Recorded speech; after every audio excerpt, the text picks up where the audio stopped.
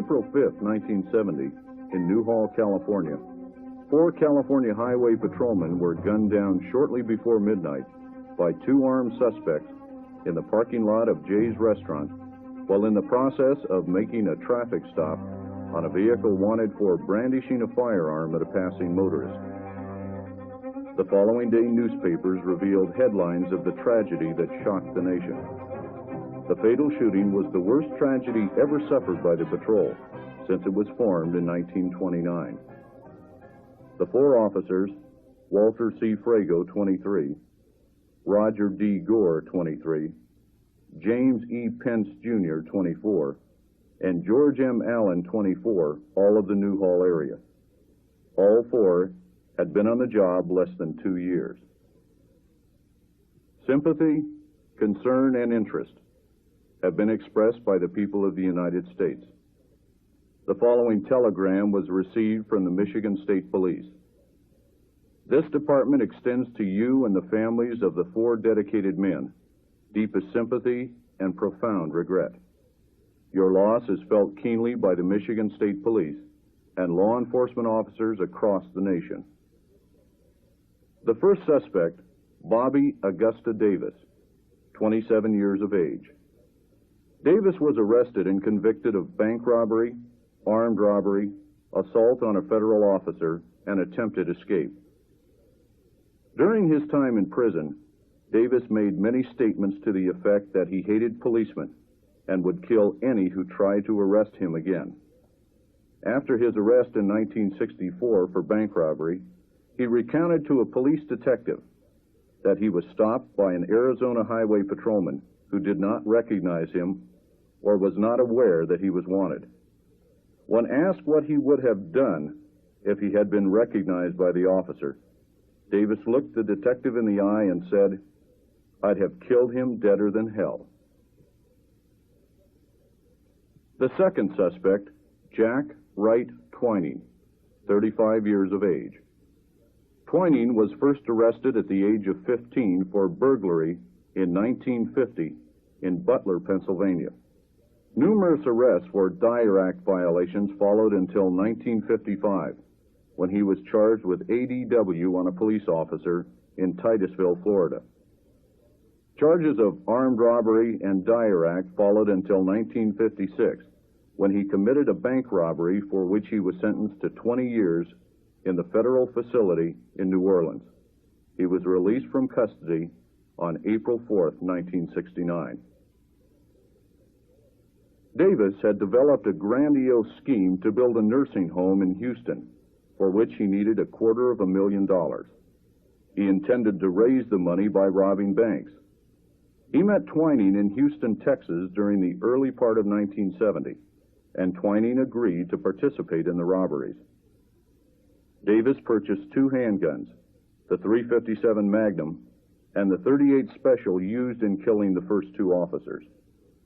Davis had to use his real name, as Texas law requires the display of a driver's license before guns can be purchased. He and Twining then robbed a market in Houston on March 13, 1970, of $6,800. Now having sufficient funds to embark on their crime spree, they decided to travel to California. They left together on a train from Houston on March 17, 1970, arriving in Los Angeles the next day. On March 19, 1970, they purchased the 1964 Pontiac from Cartown, USA, a car dealer located at 2828 South Figueroa, Los Angeles, under the name of Russell L. Talbert. Talbert is a resident of Winston-Salem, North Carolina, and was the victim of a burglary in which a driver's license, credit cards, and several weapons were taken in February of 1970, including the .44 Magnum carbine and the 2 .45 automatics found in the suspect's vehicle after the shooting incident in Newhall. Davis and Twining then left for San Francisco and the Sacramento area, looking for banks to hit.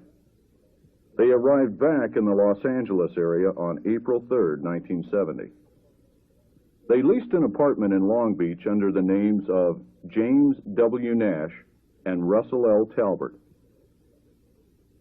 Located at 40 Eximino Avenue, the apartment was close to several banks and within 2 blocks of the home of one of the managers of a nearby bank. The location of the apartment was determined after Davis's arrest, when he asked his mother to go there and obtain clean clothes for him. Sometime Sunday afternoon, April 5th, the 2 suspects drove to the Newhall area to practice shooting and to try out 2 walkie-talkies. It is believed that Twining had been dropped off along US 99 near Violin Summit, and Davis had proceeded south to test the range of the walkie-talkies. He was returning to pick up Twining when the incident involving the Tidwells occurred, hence there seeing only 1 occupant in the vehicle.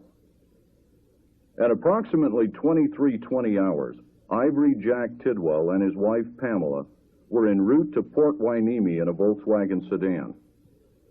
As he approached the area known as Pyramid Rock, Tidwell saw a late-model General Motors product, red in color, make a fast U-turn across the center divider directly into his path. He had to swerve into the left lane to avoid a collision, and his wife was awakened. The suspect vehicle pulled to the right side of the road and stopped. Tidwell pulled alongside the driver's side of the vehicle, and his wife rolled her window down. Tidwell told the driver of the other vehicle he didn't like the way he was driving and would like to kick his ass. He further told the driver he had his license number and was going to turn him in to the highway patrol. The driver, alone in the vehicle, called him a punk and pointed a 2-inch revolver at him. Pamela Tidwell became hysterical, and her husband, observing a truck approaching from the rear, told the suspect as a ruse that the CHP was right behind him. The suspect looked back over his shoulder, seeing headlights approaching, waved at the Tidwells with a revolver, indicating that they should leave. The Tidwells fled. At 23:36 hours, Jack Tidwell stopped at Violin Canyon Road and telephoned the highway patrol in Newhall. Tidwell stated the vehicle was last seen southbound on US 99 from Gorman about 15 minutes earlier. At 23:37 hours, Newhall Unit 78-3 was called, but they were out of position several miles north of the reported location of the suspect vehicle. Unit 78-8, Officer Gore driver, Officer Frago passenger, were then called and given the following information. Southbound from Gorman 15 ago, a red 1964 Pontiac, California Ocean Sam Yellow 805. The driver threatened another person with a .38 caliber revolver. At 23:50 hours, 78-8 radioed Newhall CHP that they were staked out at Castaic Junction and asked if the informant would sign a complaint. They were informed that the complainant was en route to Port Hueneme and was due back there. At 23:54 hours, 78-8 radioed that they were behind the red Pontiac. 78-12 in position to assist, southbound at the Castaic Scales. Although not logged, 78-8 had requested backup on the stop via car-to-car traffic with 78-12. Officer Pence driver, Officer Alleyn passenger. 78-12 stated they were stopped southbound at Valencia and would await their arrival. Officers Gore and Frago indicated they would not attempt to stop until 78-12 was in position to assist. The third unit, 78-16R, Officer Holmes and Robinson, were on an enforcement stop when the call for backup was heard. They headed north from their location in Saugus, but when 78-12 stated they were in position, they discontinued their response. At 23:54 hours, a conversation between 78-8, Officers Gore and Frago, and 78-12, Officers Pence and Alleyn, was overheard by Newhall Radio and other units, in which 78-8 stated the suspect vehicle is leaving the freeway at Henry Mayo Drive and heading north on Old Highway 99. 78-8 then stated the suspects were pulling into the Standard Station by Jay's restaurant. As they left the freeway, the suspects were aware the CHP unit was behind them. Later, during a telephone conversation with the suspect Twining, he indicated that it was at this point that they decided to take the officers rather than submit to arrest. At this time, Unit 7812 was stopped on the Valencia ramp to US 99. As the suspect vehicle entered the driveway from Old 99, the officers turned on both the red and white spotlights. When the vehicle came to a stop, both officers exited the patrol car and moved up front.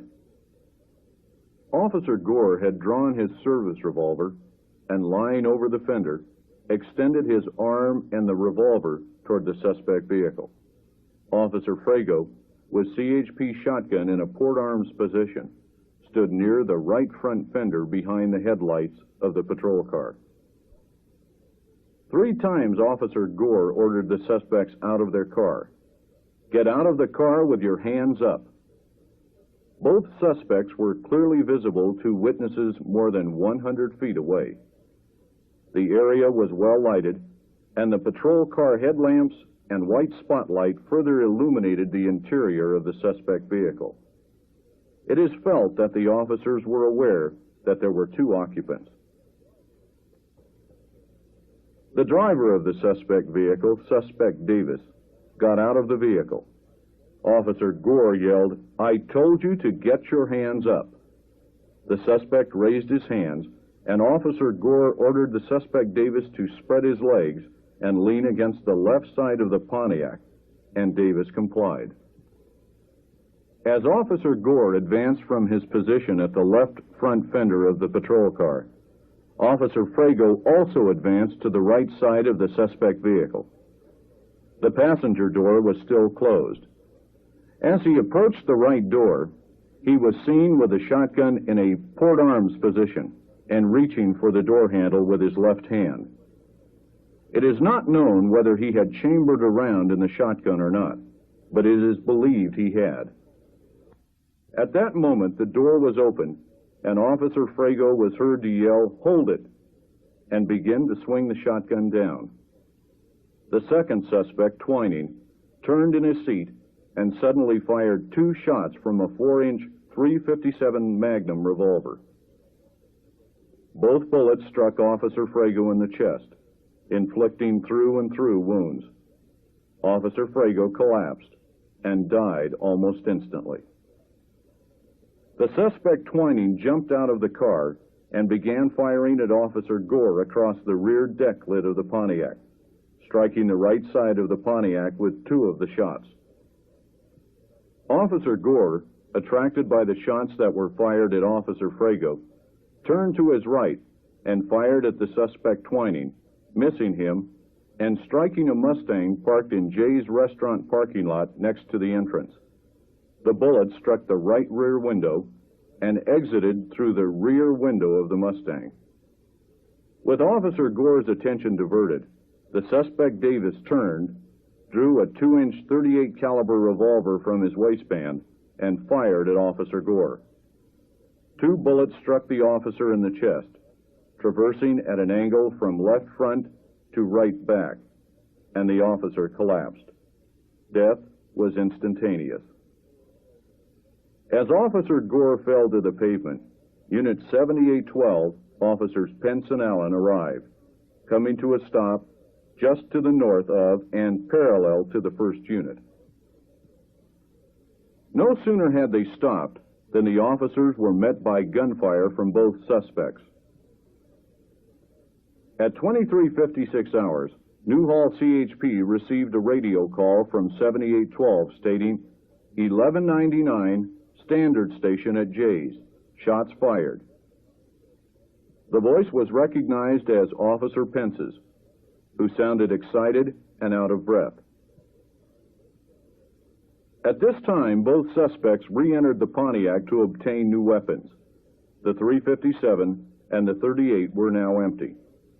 The suspect Davis came out with a 12-gauge pump-action shotgun. sawed off at both the barrel and the stock ends, and loaded with double-aught shells. The suspect Twining emerged with a .45 caliber automatic. As the suspects emerged from the Pontiac, suspect Davis moved to the front of the Pontiac and fired one round from the shotgun across the hood of the second patrol car. The suspect Twining fired one round from the .45, and the gun jammed. It was later found with 7 unexpended cartridges in the clip, and the slide jammed back in the abandoned Pontiac. As Officer Pence stepped out of the driver's door of the unit, he began returning fire with his .357 service revolver from a position behind the left front door. Officer Alleyn exited with a shotgun and chambered around.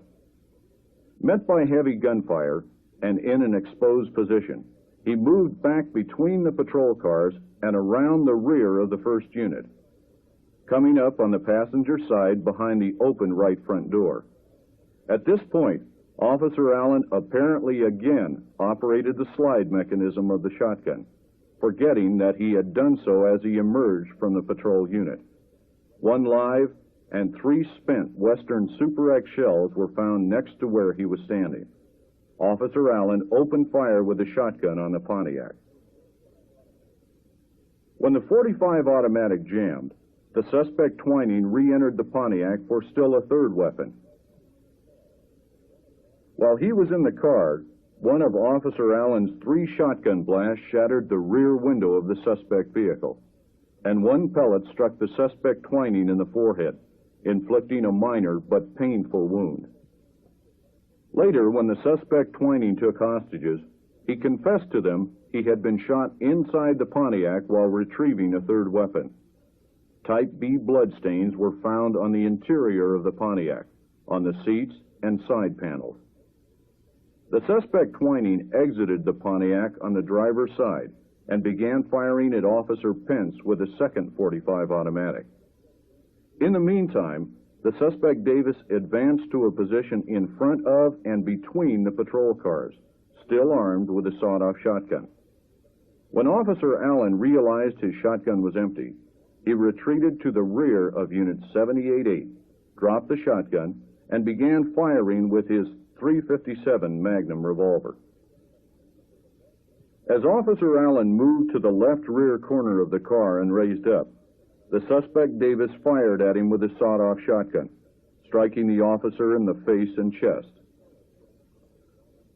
10 pellets were found in the officer's body during the autopsy. Mortally wounded, Officer Alleyn tried to hold himself up by leaning on the trunk of the patrol car. Davis fired another round, which also struck Officer Alleyn in the upper body. At this point, Officer Alleyn apparently discharged his revolver through the rear window of the patrol car. A bullet was recovered from the back of the front seat, which could have only been fired from the rear position. The suspect Davis moved back up the right side of the Pontiac and picked up Officer Frago's shotgun and attempted to operate the slide.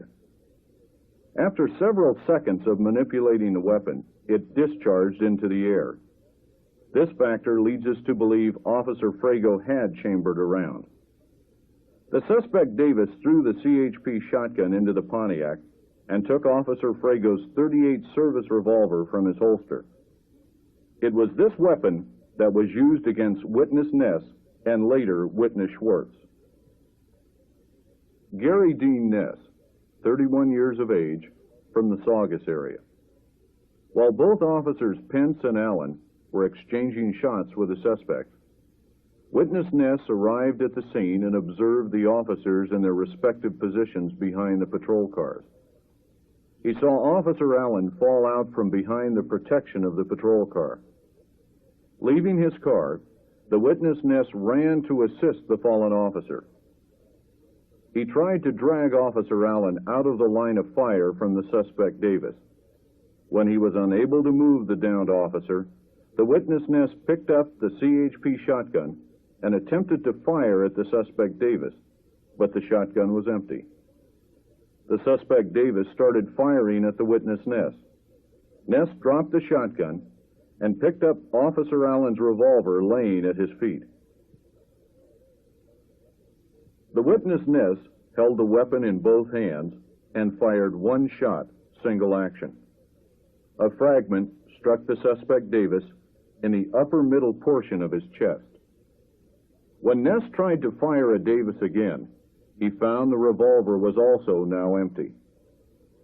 When Officer Pence ran out of ammunition, he kneeled at the left rear of his unit and started reloading. Suspect Twining moved out to the left side of the Pontiac, where he had a clear shot at Officer Pence. He fired at least 4 shots with the .45, striking Officer Pence twice in the lower chest and twice in the upper legs. One of the leg wounds struck a bone and caused a compound fracture. Badly wounded, Officer Pence fell to the ground. The suspect Twining then approached along the left side of the patrol car to a position near the left rear fender and fired point blank into the back of the officer's head.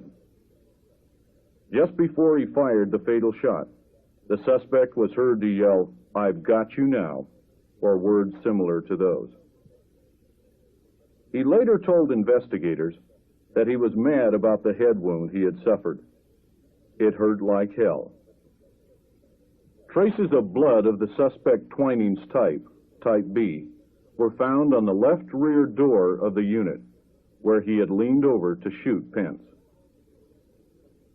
When he saw Officer Pence was down, the witness Ness abandoned further attempts to help the officers and ran to a ditch situated along the edge of the road. As Unit 7816R, Officer Holmes and Robinson arrived at the scene, the witness Ness ran up to their unit. Officer Holmes and Robinson stopped just south of the 2 patrol units, parked in the entrance to the standard station at Jay's Restaurant. Time, 23:59, 4 1/2 minutes. From the time of the stop by Officers Gore and Frago until Officers Holmes and Robinson's arrival at the scene, 4 1/2 minutes. As they came to a stop, they observed one suspect, Davis, moving toward the Pontiac. Officer Holmes fired 2 rounds with his service revolver. The first at the suspect and the second at the vehicle as it accelerated away. Officer Robinson exited the unit just as the suspect Twining fired at him, the bullet striking the now open right front door. Officer Holmes informed Newhall Radio of 3 officers shot. 2 are 1144 and 1 seriously wounded, requested an 1141. He further reported that the suspect vehicle last seen southbound on Old Road. At this time, the 4th officer had not yet been observed. Officers Holmes and Robinson split up when the suspect vehicle accelerated away. Officer Holmes approached the patrol cars and checked the officers for signs of life. It was at this time that he observed the 4th officer down, Officer Gore, and determined that Officer Alleyn was the only one still alive. Officer Robinson, now joined by other officers arriving at the scene, began a systematic search of the vehicles in the parking lot in the area in which he had seen the suspect vehicle disappear. A chartered Greyhound bus was parked in the parking lot, parallel to Old 99. All but 2 of the 28 passengers were inside Jay's Restaurant. Also, 2 males were working on the lights of their boat trailer, parked next to the bus, and witnessed the entire incident from approximately 100 feet away. After the initial gunfire, the standard station was all but abandoned. The lights were on, but everyone was either down out of sight or had driven to the rear of the station. After an estimated 4 or 5 minutes from the time of their arrival, Officer Robinson and other officers approached the suspect vehicle parked at the dead end of the abandoned road at the freeway. After it was determined that the vehicle was empty, the officers followed the fence north, looking for the route taken by the fleeing suspects. It was during this critical 4 to 5 minutes that the suspects were able to make good their escape. The suspect Davis fled to the wash area north of the scene, discarding the sawed-off shotgun and a notebook. The suspect Davis continued up the wash with Officer Frago's .38 revolver and came across a camper parked off the roadway. Daniel Joseph Schwartz, 40, was sleeping in his 1963 International Scout camper parked on a dirt road west of Newhall. At approximately 03:25 hours, he heard the window and the door of his camper breaking, and he yelled at the person to go away. The suspect Davis responded by telling him, "Get out or I'll kill you. I want your truck." The suspect fired one shot from Officer Frago's revolver into the camper. The witness, Schwartz, picked up an old modified .38 Enfield revolver and fired 3 shots through the back door. The suspect Davis was slightly wounded. The suspect then told the witness, Schwartz, to come out or he'd set fire to the camper. The witness, Schwartz, got out and was immediately set upon by the suspect Davis and pistol whipped with Officer Frago's revolver. The witness, Schwartz, feigned unconsciousness as the suspect got in the camper and drove away.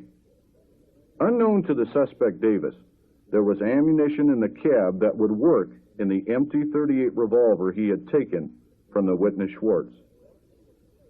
The witness, Schwartz, walked to a power station nearby where he reported the theft to the Lancaster Sheriff's Office.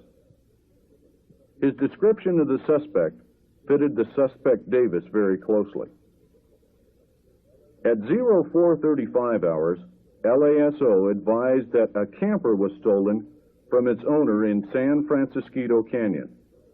All units were alerted, and a sheriff's unit from Antelope Valley Substation was dispatched to close off the east end of the canyon. A sheriff's unit, Deputies F.A. Thatcher and D.W. Yates, Antelope Valley, were staked out on San Francisco Road near Green Valley. Within a short time, they observed the headlights of an approaching vehicle. It was a 1963 International Scout, fitting the description of the vehicle stolen from the witness, Schwartz. Using the protection of the patrol car doors, they ordered the suspect Davis to stop and alight from the vehicle. He was told to lie down in the roadway, which he did. Upon arrival of a backup unit, the deputies searched the suspect and found him to be unarmed. The suspect stated that he was hitchhiking to San Francisco from Los Angeles and was picked up by 3 men in a red car. He stated the cops chased them with red lights on for some unknown reason. He further stated he was a passenger in the right front seat of the vehicle. As the officers approached on the driver's side of the vehicle, the driver got out and started shooting at the officers. He stated he became scared, jumped out of the car, and ran.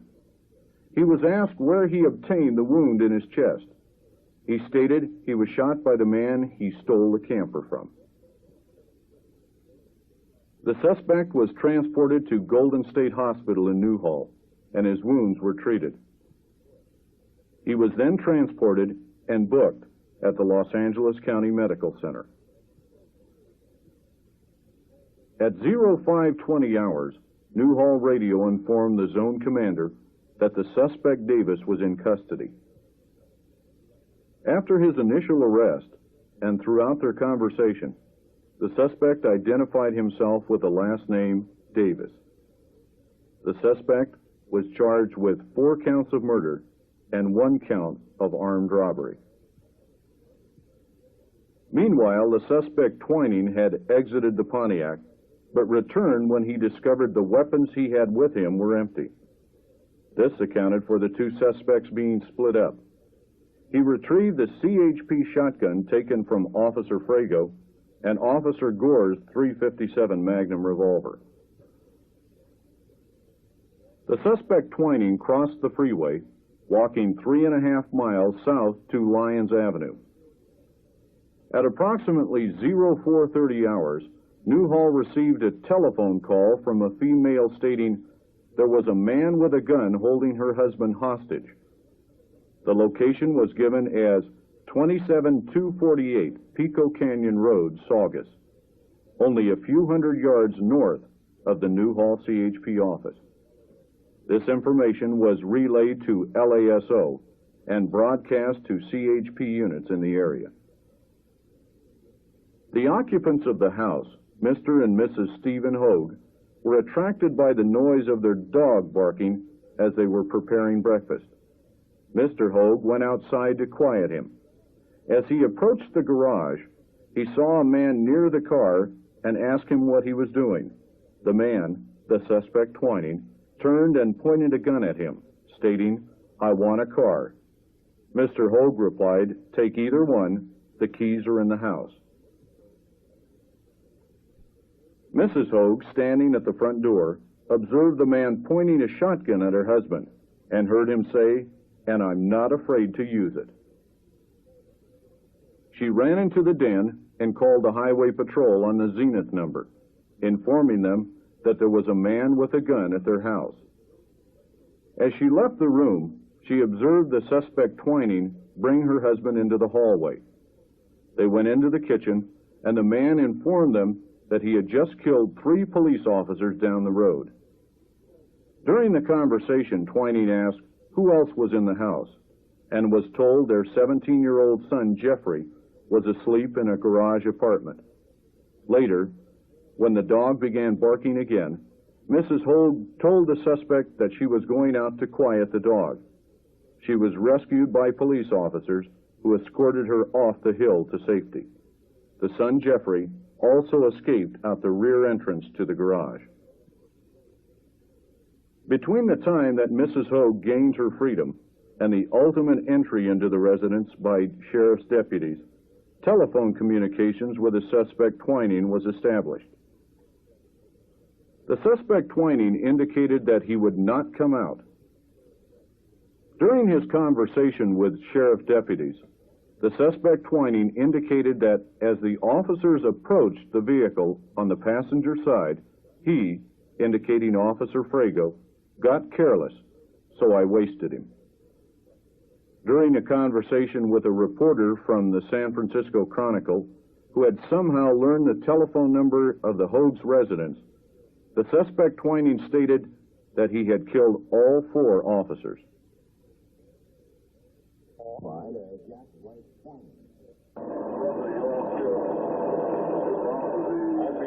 do you plan to do? I just want a few more minutes to live before I die, that's all. Why do you think you have to go that way? I've been in before, and I will go back again. I think it's better for me to do it myself, let them do it for me. Of course, if you're held in California, you know, there hasn't been an execution in California for a long time. Nobody's killed 4 highway patrolmen in a long time either. Yeah, but if you had a good attorney, you know, they could put the thing off for several years, and there's a pretty good chance you could come out of it with your life. Well, I don't expect it.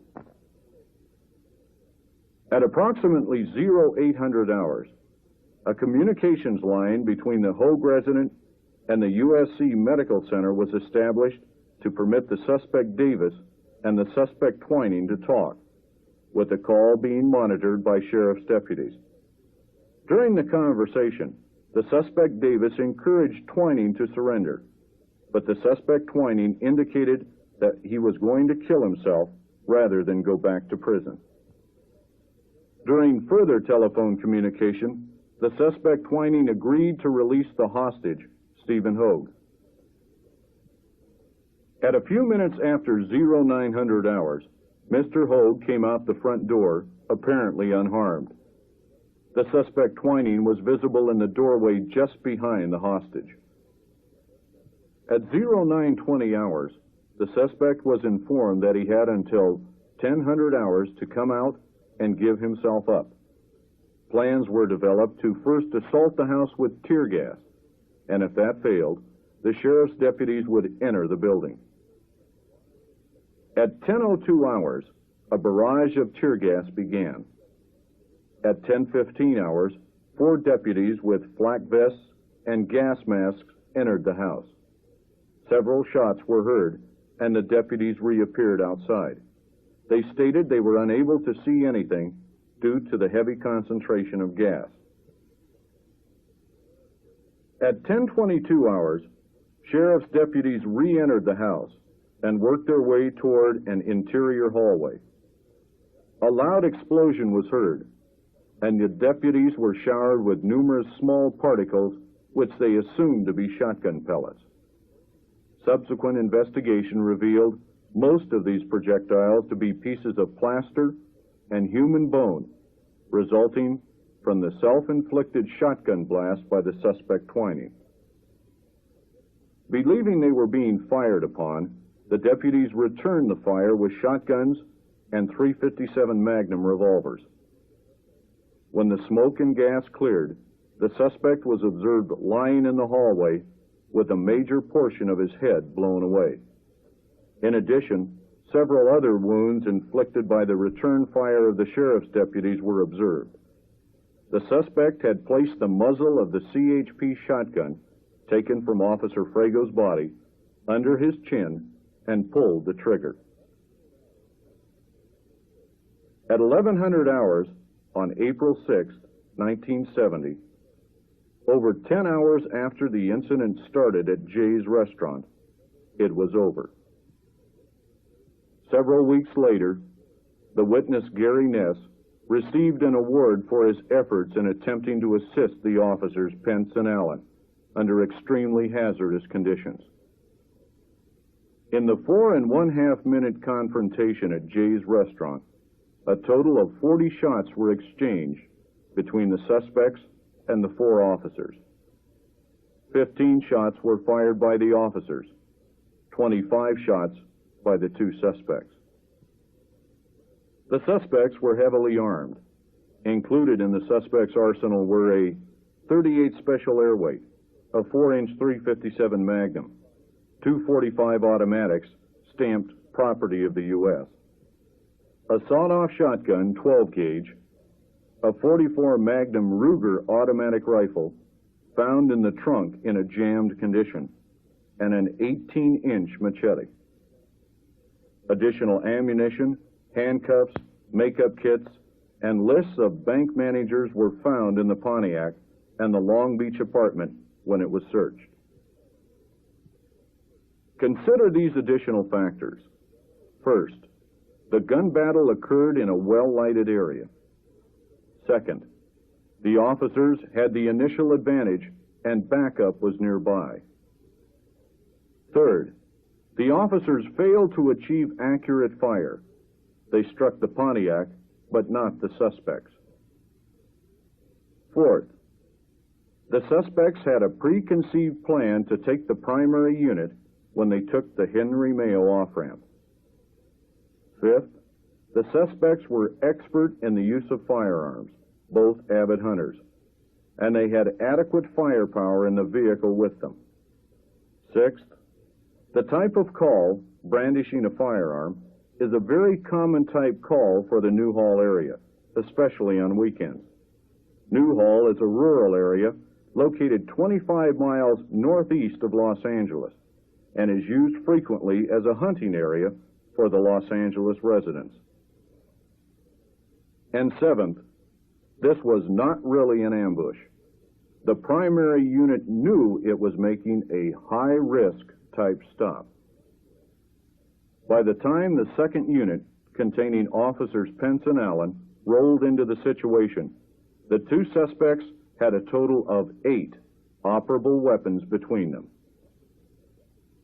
The recommended procedures to prevent this type of tragedy are: N, never approach a felony or a high-risk type stop until all occupants are out of the vehicle. E, evaluate the offense for what it is, not for what it appears to be.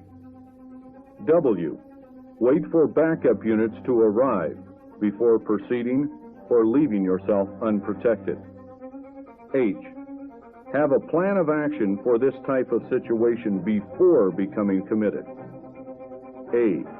Always maintain the advantage over the suspects. Avoid a one-on-one situation. L. Look for anything unusual when approaching the scene as a backup unit before you roll into a loaded situation. L. Leave the scene. Drive by, through, or around the scene when in doubt. In review of these procedures, what factor caused such a tragedy? One word: time.